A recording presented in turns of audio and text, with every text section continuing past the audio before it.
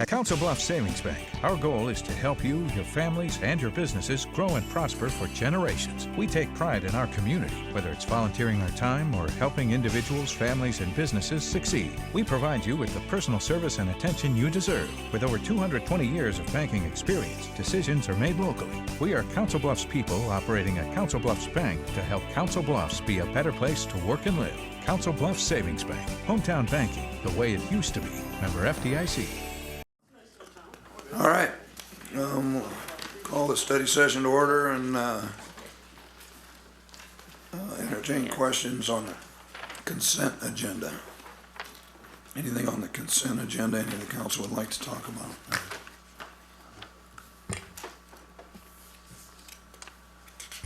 All right, how about the public hearings? I got a question on 4A.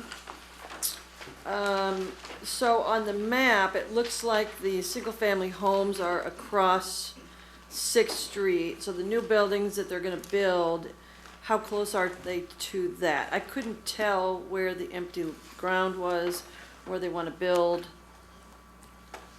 the additional multifamily housing. Does anyone know? Don, do you know? I mean, it's not a big deal. I'm going to vote in favor of it. I was just certain curious. they're building. I thought the point of it was this is the Children's Square one. Yeah, right? I can. No, they cut it. want- Was to make the whole build. campus R3. But they want to build also. Right, I can Oh. speak to it a little bit because Okay. I've just started serving on their board. They are looking to put in some a new facility, but it'd be like right by G, and it would be on the corner of G and It's on the other side. right. It would be Okay. on the northwest corner of their campus. Okay. And right now, then across the street from it, to the west, what you've got is mostly easement, where they did all the streetscaping there. And then there's one house that was on sheriff's sale and then was taken off the sheriff's sale. I can't tell if anybody's living there, but their intent is to get, because they've got all the different zonings on their campus, is to have everything. Okay. Zoning. That works. Thank you, Don. Have you heard anything on that topic? I haven't heard anybody from the neighborhood voice an objection.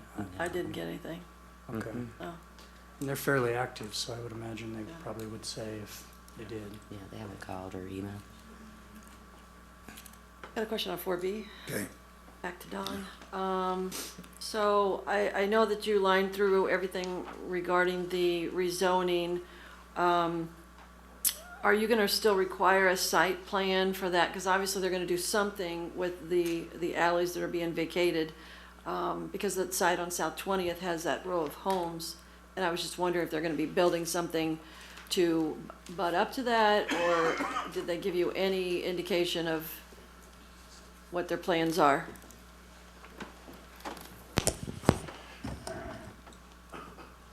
We have not seen any plans. I'll leave the applicant to say what he wants to do, but it was our thought that he wants to vacate the alleys and rezone it to a commercial classification in order to sell the property. Okay, I, for some reason, when I was reading that, I thought he was going to expand, not sell. So he just wants to be in the zoning that no, wait, he's not rezoning. He's vacating. He's just requesting a vacation of 2 Right. alleys Okay, and a street, I believe. and then he's paying the appropriate amounts of money. Yes. Okay, The problem of this property is several fold. I mean, one is in a drainage way. There are probably significant wetlands on the site. And we do not have an improved street in the right-of-way that abuts the property, so that would have to be addressed. There needs to be utility extensions in order to accommodate the development. I think and 27th Street is on the south side of his property, correct? I'm not on the map. And I think the street that 27th is improved to about 17th and a half in there. It doesn't reach here. So is this gonna be enough for him to sell to get it in sellable condition and sell it? Well, I don't know, I'm not a realtor, but I think that property does have some challenges. The fact that you have to construct some infrastructure to the site, and the fact that it's in wetlands, there's drainage issues, you would need to mitigate those, you're gonna have to fill it. I think it's challenging. Not to say that it's impossible, but I think it's challenging. And there's other vacant ground to the east that's already zoned commercial, so why wouldn't I buy that if I wanted to do something down there commercially? Before I jumped on this. That's just me thinking out loud. Right, so keeping it at R3, so the two alleys, because there's three, the one, I'm not too concerned about the two in the middle. The one I was more concerned about would be the one on the, I guess, on the left side. Oh, the street? Which would be left. Yeah, west. that's been vacated to the north, so. Okay. That really is not gonna go in there, go. I see anywhere. that, okay. I think the most likely scenario would be 27th is improved all the way to 19th Street. 19th Street is improved from 28th to 23rd.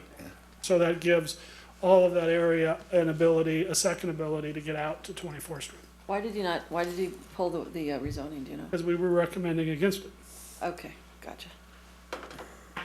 And that's roughly south of the next item on the agenda, is it not? The Beacon Place 2. That's correct, it's immediately south. Yep. Thank you. Any other questions on the public hearings? My final question is on 4C, is the turn lane that has been determined that they'll need on 23rd Avenue, that's at the developer's cost, right? Well, yes. Yes, okay, thank you. We have subdivision agreement.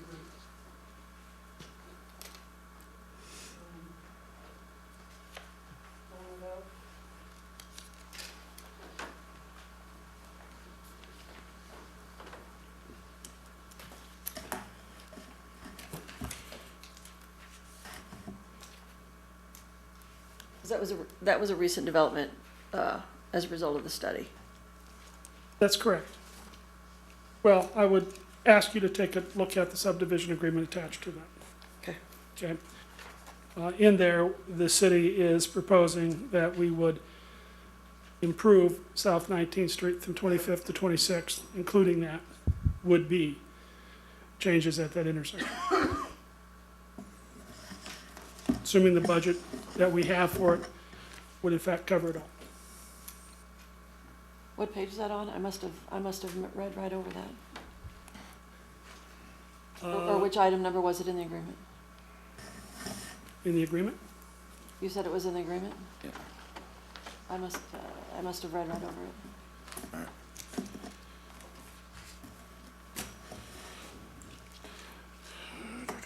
Page 59.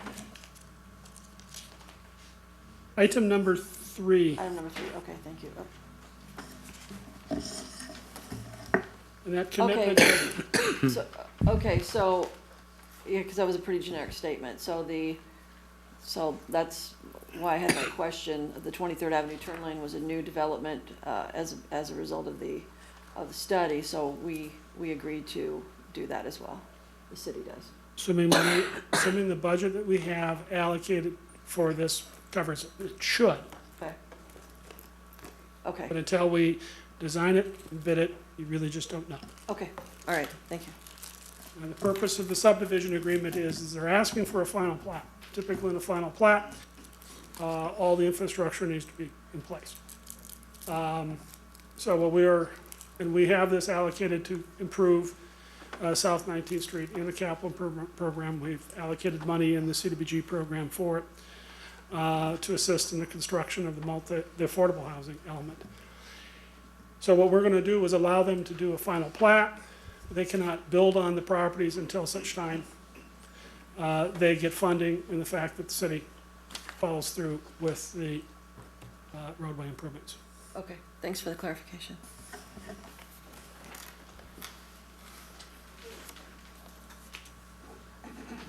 Other public hearing questions?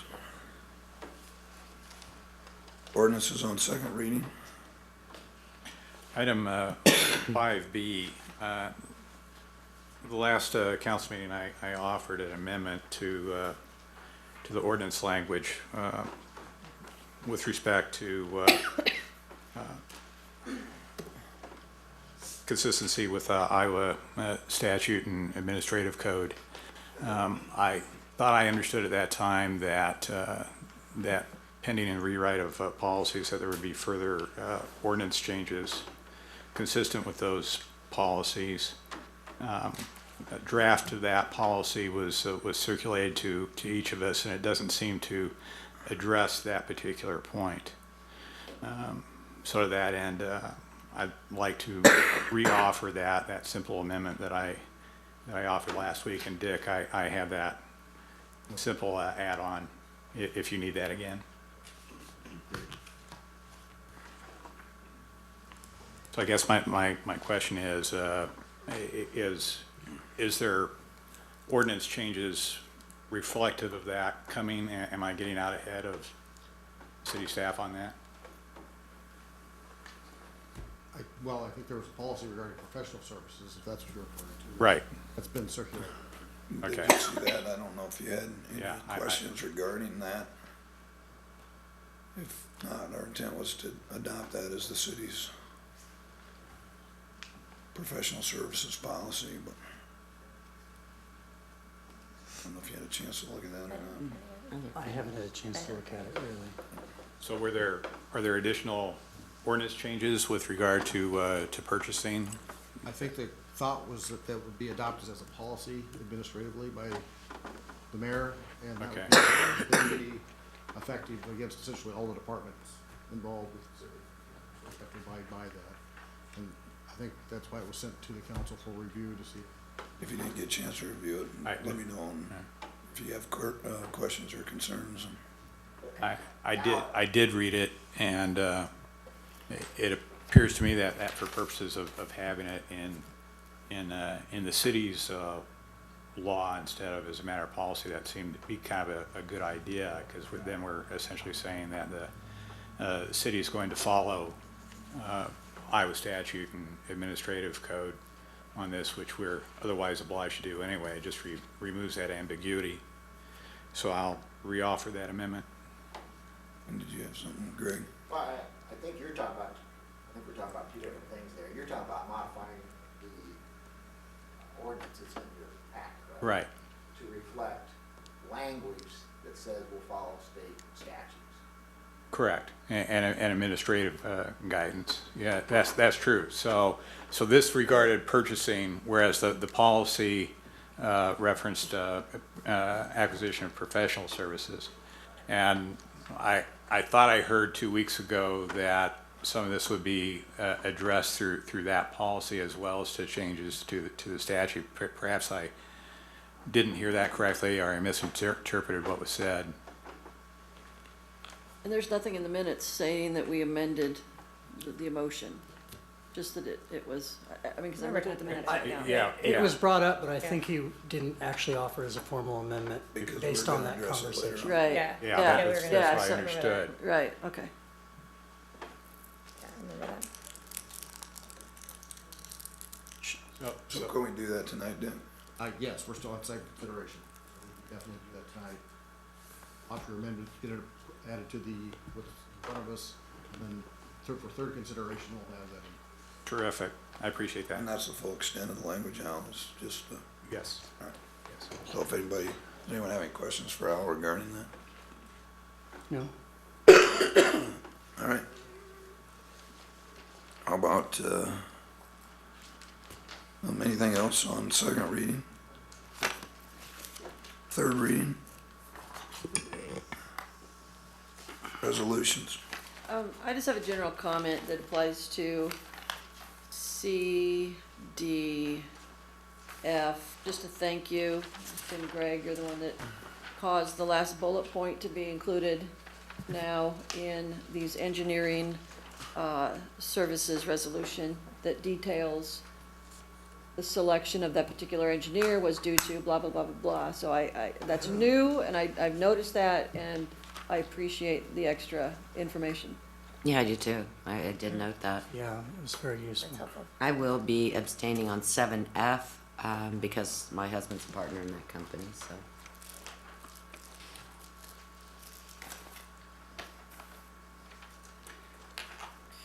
We have an awful lot of garbage bills in arrears, do we not? Lynn's favorite thing. $280,000, not to steal your thunder, but $280,000. Believe me, I've already called his office. My concern over that is, I mean, yeah, that is just a bucket load of money that people have not paid, and I was just hoping or wondering if there was some way to differentiate what number of those properties, let's see, it was 102 properties on the weed assessment, only 5 properties on the solid waste, and I didn't even have the time to count on the other. But which properties are in the hands of LLCs, you know, rental companies who the garbage bill is in the tenant's name, or bank foreclosures. And Don, if you could, I guess maybe, where'd he go? Well, Explain what you told me. they typically are collected within 6 months of their lien, because the next time they pay their property taxes, they're collected with the property Automatically. taxes. Right.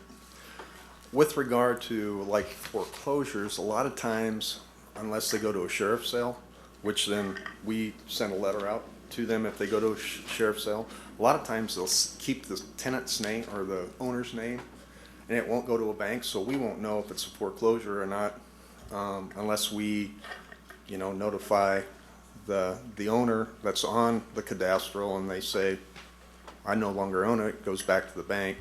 The downside to it, unless they tell us who the bank is, it's very difficult to get that information. So, we did have, I think, we have currently 62 properties that have landlord agreements, which makes the tenant responsible then for garbage collection, water collection, and or water. So, And those can't be liened, what's that? and those can't be liened. Correct. Yeah, they can't be liened because the tenants don't own the property. So what we've been trying to do is, I've been writing letters to them indicating that we will take them to court if they don't pay. Is that a The state, downside to it, it takes a lot of time, you know, to do that. is that a state law that Yeah. doesn't allow us to Went into lien? July 2012. Can we, are there other means, for example, not having that secured interest on the property, but being able to sue if it's a large enough bill, I suppose, If to you make a are a difference? 4-unit or more, you can't get garbage pickup, is that correct? 2-unit or more. Yeah, duplexes and single So families. what happens legally if a tenant says that I'm responsible for the garbage, the landlord isn't? If we say, then you need to make arrangements for private garbage pickup. We can do that, but then Yeah, what the happens? garbage truck. It's really tough to track all Or the that. people picking up. Yeah, too. that's really hard. Yeah. Dick, do you, What I'd like to see done is when the tenant or his tenant is responsible, if they come in and actually sign up, so we have name, address, and whatever information they'll give us. Because a lot of times that doesn't get back to us, and then we have nowhere to go with it. How much money do those 62 delinquent properties represent, do you know? 62 times Are all of $54. them- Oh, it's just $54, that's Yeah. it. It's, okay, so it's only 6 months. Well, but some of them haven't Save it. paid for, or probably a year in arrears. We have a lot of accounts at 272.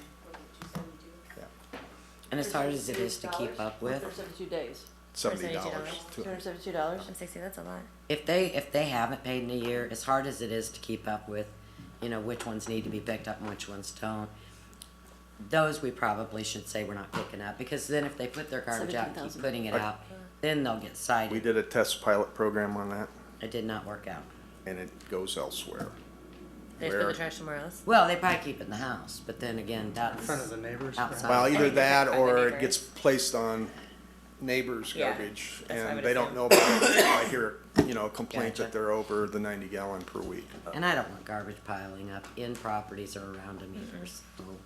But we'll actively continue it. Like I said, it does take a lot of time, probably a good hour and a half to 2 hours for each one of those. that you're talking about by the time you get them in court.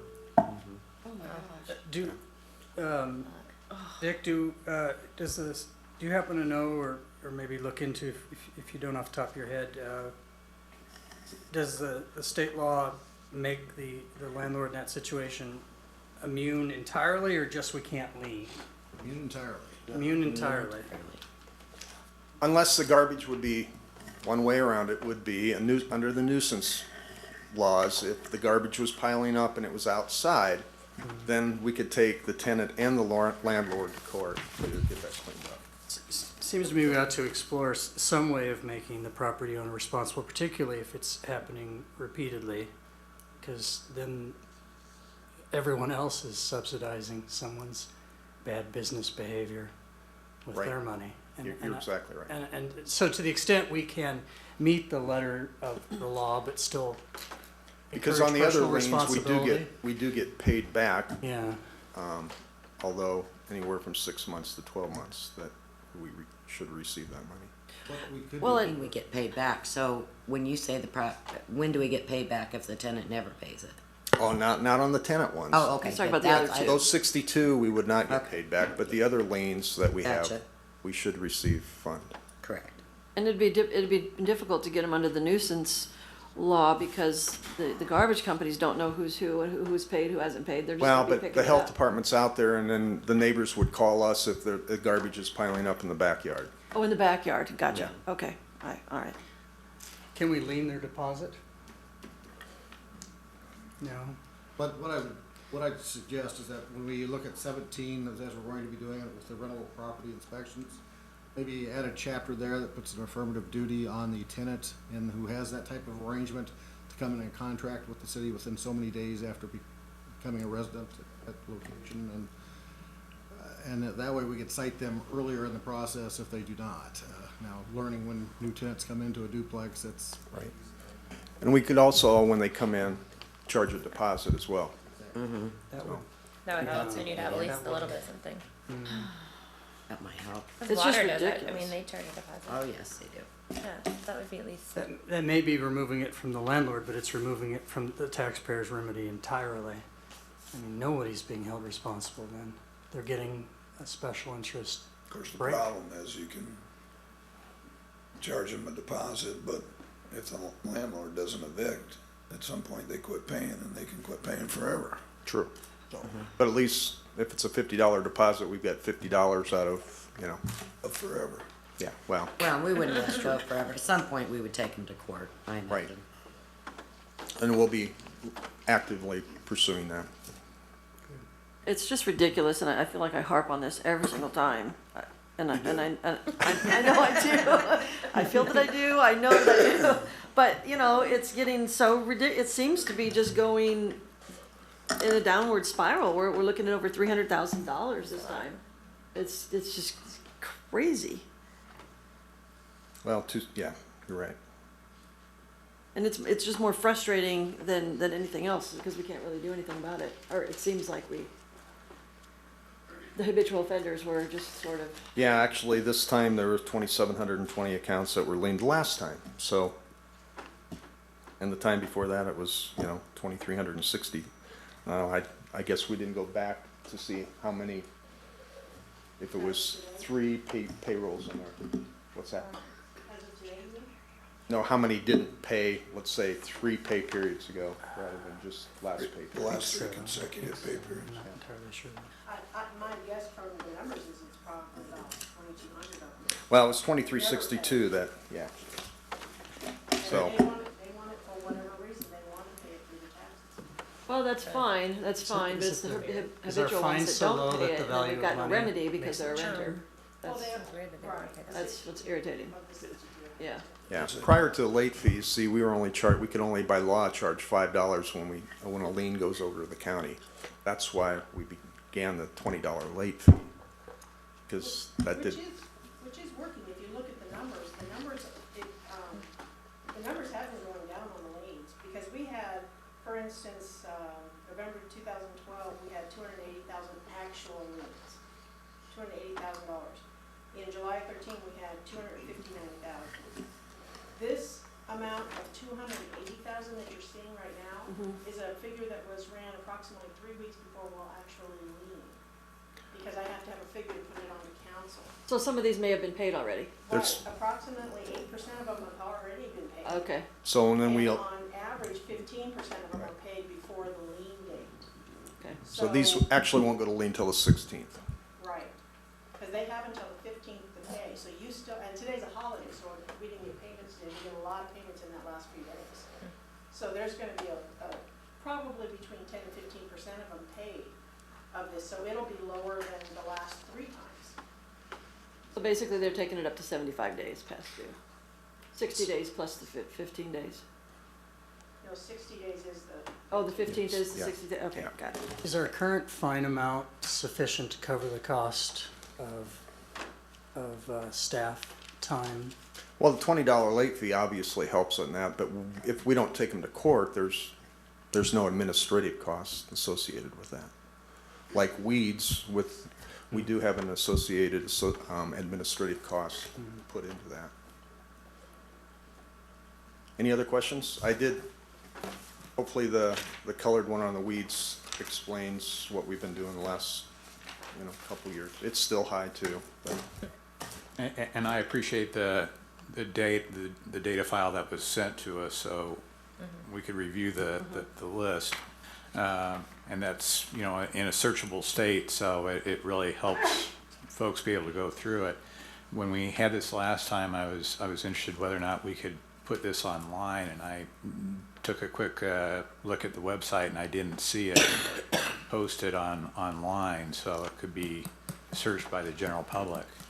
I caught my next door neighbor when I noticed his name was on it, and he's like Mr. Responsible, and he had absolutely no idea that his name was on it, so he was definitely caught off guard. Was that a weed or solid waste? I think it's solid waste. Okay. So, it would be nice if we had something that, you could take out the names and just list it by address and just put it out there, link on the website, and it would help a lot of folks, I think. Okay, that's something we'll look at.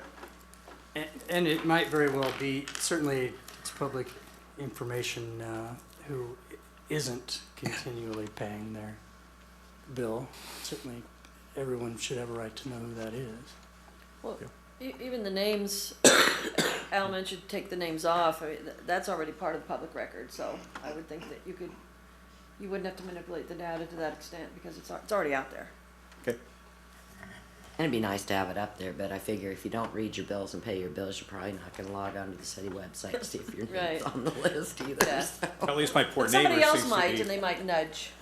Yeah, it's not like my neighbor's Mr. Irresponsible. I mean, he's the epitome of responsible, and stuff happens from time to time. Yeah. And he had no idea. But So what would it trigger happened. you to think to look there? I mean, it could happen to me too, where I just missed a bill, but I don't know that it would trigger me to. I'd wait for the next bill and see that I was late and pay a late fee and move on. I guess I Yeah. wouldn't think to look at the website. Well, we can put it out there and see what it does. Maybe it will help to Yeah. drop that back a little. I think if people find out that their property's been liened, I think might grab their attention that way. Okay. Any other questions? Okay, thank you. Other questions on the resolutions? Applications and permits? Dick, I got a call on Goofy's with no windows. Do they need to replace their windows? Are they all right to just have boards with signage on them? I'd have to have the building maintenance people go look at that, as far as the building maintenance code that we have in effect. There we I think go. they're probably breaking the sign ordinance. Somebody Yeah, broke out all somebody their broke windows, so they just put plywood up. And I saw that. Oh, that's attractive. I think that'd almost break the health code if some of the elements would get inside.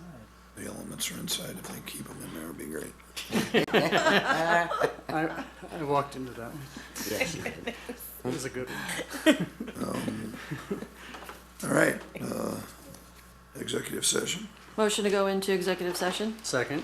This is the appropriate topic for the executive session, 21-5. At Council Bluffs Savings Bank, we take pride in our community and volunteering our time to helping individuals, families, and businesses succeed. We are Council Bluffs people operating a Council Bluffs bank to help Council Bluffs be a better place to work and live. Hometown banking, the way it used to be.